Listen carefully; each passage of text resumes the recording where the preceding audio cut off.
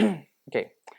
Compression. We are receiving our signal here, the kick drum, and the compression has a special graphic. Like, it's really important that you to try at least to understand. But you have a blue dot, a blue square that is moving with the signal when it is being like receiving. So the first thing is just to turn on the compression or activate. You can activate with this button here, or you can activate with this now here. Now the graphic moves, the graphic change a little bit. What does it mean? It means that you are watching here a lot of parameters, like they are acting together to compress the sound. So for example, we have a cut in the graphic. We have a line here, that the line is defined by the threshold. The threshold is telling you, or you are deciding when you are going to start the compression on the level wave. The signal has an average that you are watching with the blue dot, so you can see the signal how it's moving. So for example, if I put the threshold where the signal is not reaching, it will be not compressor, never, because the signal never goes too high. So I have to push the threshold down. I have to lower the threshold so the signal can transpass the threshold and then start to compressing. That is the first important parameter that you have to understand. The threshold is saying, in this amount of energy, in this amount of voltage, on this amount of sound pressure level, I will start to compress. The other parameter important is the ratio. The ratio is telling you how many decibels are going in and how many decibels are going out. So for example, if you have a threshold of 3, that means that are going 3 decibels in the input, but is going just 1. That is the ratio. That is the ratio. So for example, if I put a ratio of 4, it means that each 4 decibels that are going in, just 1 is going out. So a ratio like 1.5, it means that 1.5 decibels are going in and just 1 is going out. So the higher the threshold is, it means that more decibels are you cutting from the dynamics of the signal.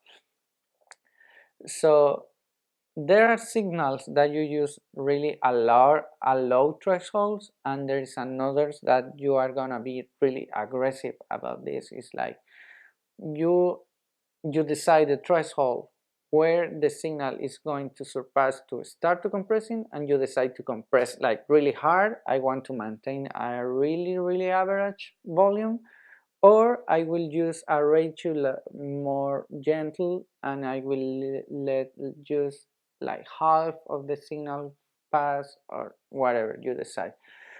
For percussions, I mostly of the time use a 4 to 1 threshold. It's a ratio. It means that each 4 decibels that are going in, just 1 goes out.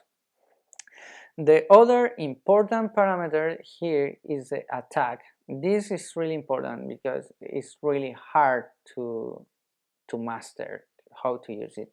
The attack means you have the threshold, you have the ratio, how aggressive you will be, but the attack says to you, okay, the signal cross the threshold, is higher than the level that you decide.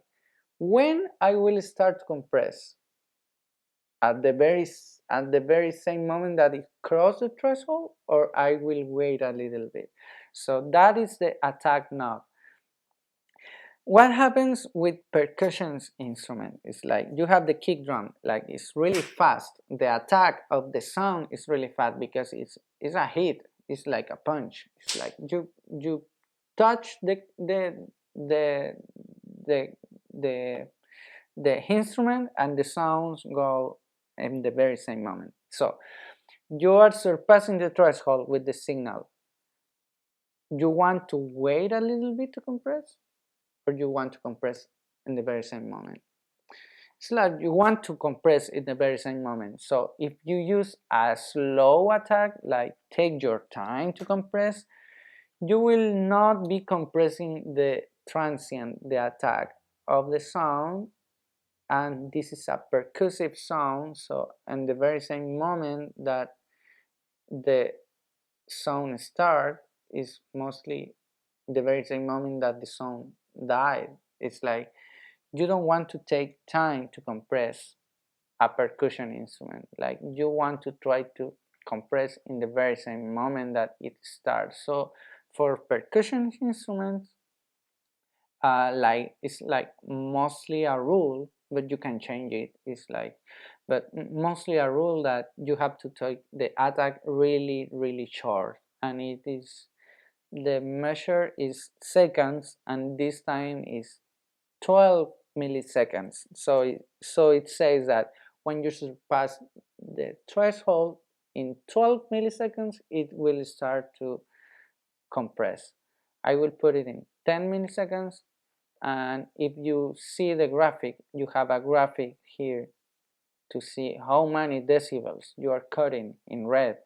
If I put the attack really slow, you will see that the sound is crossing the threshold, but then the sound disappear, and then I am compressing. It's like useless. You can see it even in the graphic. You are not compressing anything because it's too slow. But when you put it like really fast, you are catching the transient and the very same moment that it is crossing. Then you have another two parameters, like I really like the same. I prefer to use the just the release and not the hold. But these two parameters are saying, okay, I start to compress.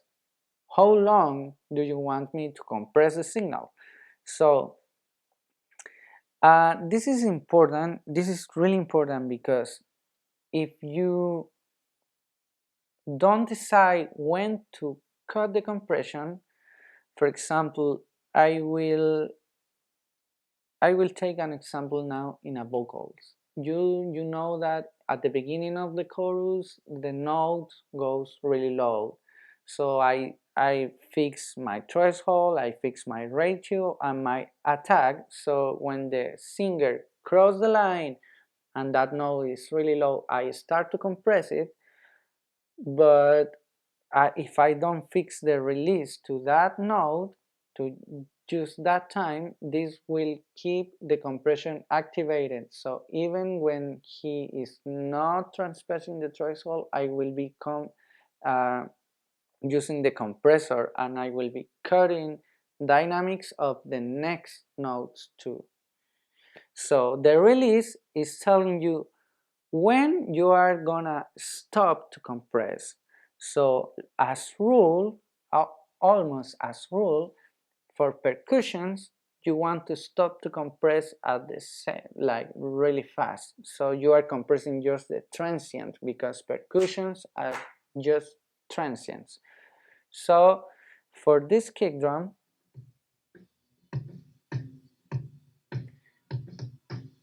I will release the sound really fast because I want to the compressor be ready to compress the next transient. Just compressing transients. You can see it in the graphic. Compressing transient. If I put the release really long, the compressor will still compressing even when don't have the next transient. So it sounds different. It is not the way that you should use it. And the final parameter here is the gain. So again, how does it work? You are cutting energy of your signal. It's like the the the first signal do you have that you had when the kick drum was hitting, for example, there were 10 decibels. So then you are compressing 4 decibels. So the final result is 4 decibels lower. So you are perceiving less volume. So you have a special knob so you can pick the compressor signal and push the volume so you can match the input with the output. So mostly of the time you just have to use like the gain knob, the an average of how many decibels you are cutting. So for example, in this kick drum I am cutting uh, 4 decibels.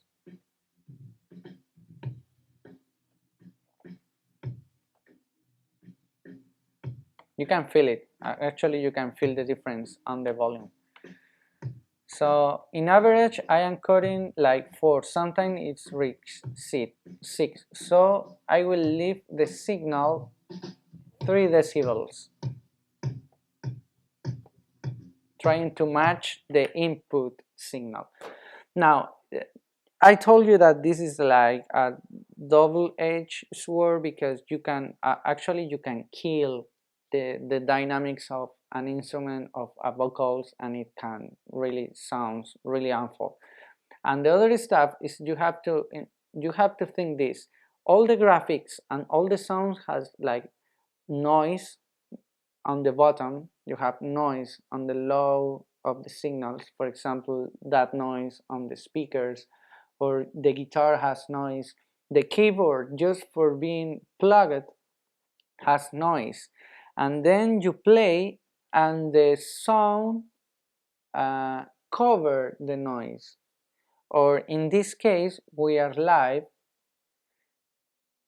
you have the rest of the band sounding in the kick microphone. It's like you have that noise, low noise that is called.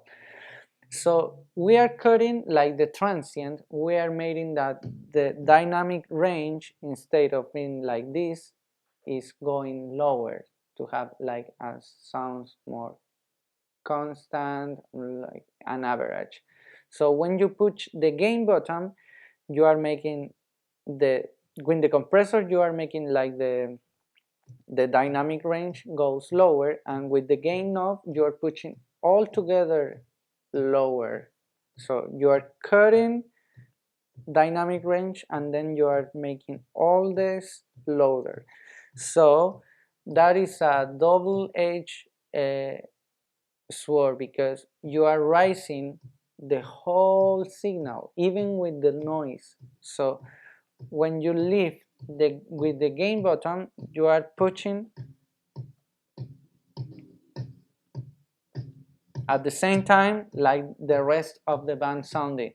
So that is why you don't push like the gain button so hard, because you start to listening the rest of the band really louder. So you just want to kind of match the input sound with the output sound of what you have compressed. Okay, so that is a really quick overview about compression. Now I have the kick drum